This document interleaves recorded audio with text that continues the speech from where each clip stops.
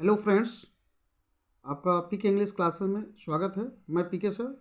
आपको मैं आज कुछ फिक्स प्रीपोजिशन के बारे में बताऊंगा जो आप कभी नहीं भूल पाएंगे।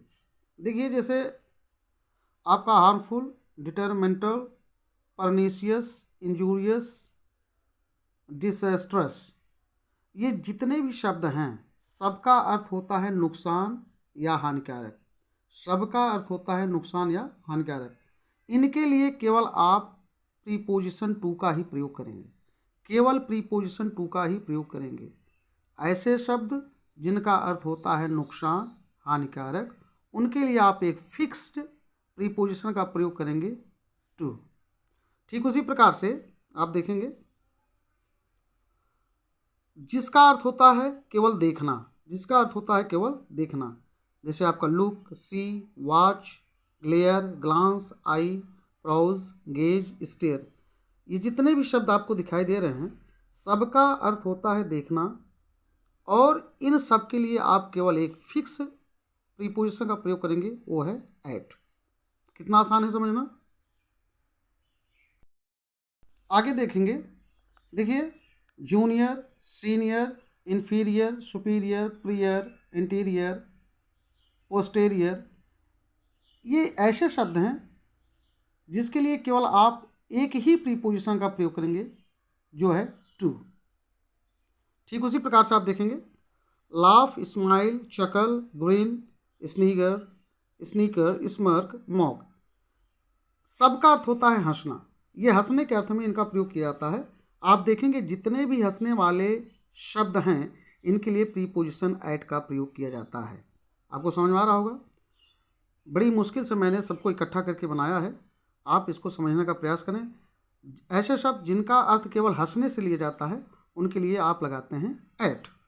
ठीक उसी प्रकार से आप देखेंगे prohibit, prevent, protect, preserve, escape, debar, desist, refrain, abstain, इन सब का अर्थ होता है रोकना, निषेध करना, दूर रखना।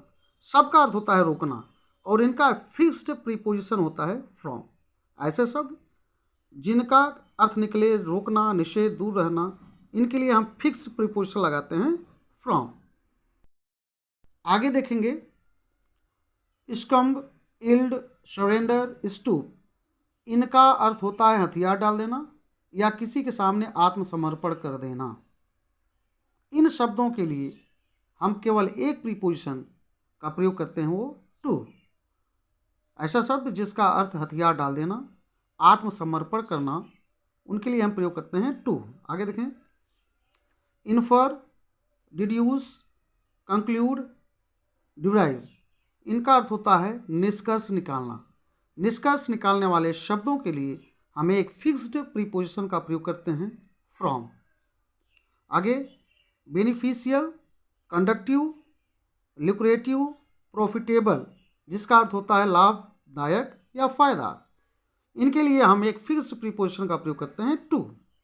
आगे देखें एडेप्ट, प्रोफिशिएंट, एक अकम्प्लिश्ड, एक्यूरेट, करेक्ट, जिसका अर्थ होता है दक्ष होना, निपुण होना, कुशल होना, इनके लिए हम फिक्स्ड प्रीपोजिशन का प्रयोग करते हैं इन।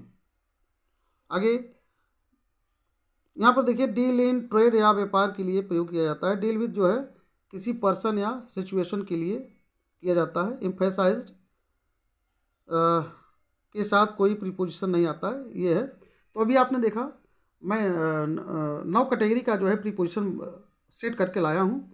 आपको समझ में आया होगा कि इनके लिए हम एक फिक्स प्रीपोजिशन का प्रयोग करते हैं। तो ऐसे शब्दों को याद करें और फिर साथ में फिक्स प्रीपोजिशन लगाने का भी आप याद कर लें, दिमाग में बैठा लें। ऐसे ही अच्छी अच्छी जानकारियों को लेकर मैं फिर से लाऊंगा। और चैनल को अगर नए हो सब्सक्राइब कर लें, शेयर करें, सपोर्ट करें। धन्यवाद।